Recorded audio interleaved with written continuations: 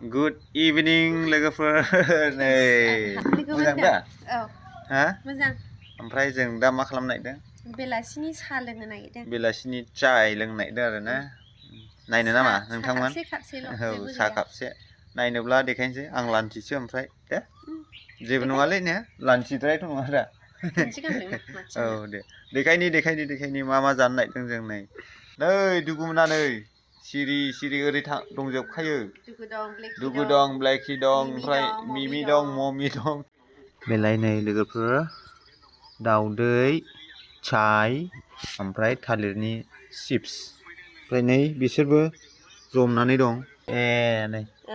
बेनो आसोला सना ममि औ ओमफ्राय नैबे बे मिमि ओमफ्राय सोर भद्रसिन बे गिदिरना जेबो रोङा इयो बे भद्रसिन जेबो रोङा ओमफ्राय नैबे बे एसे माने गेलेबावो दाबो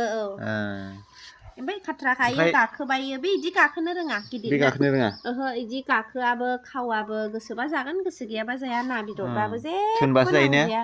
औ गाव गोसोबा जायो ओमफ्राय जों जानोसै ने दुगुआ थांबाय नेयै नेयै आमायनानै आयै दे थांथोंसै दे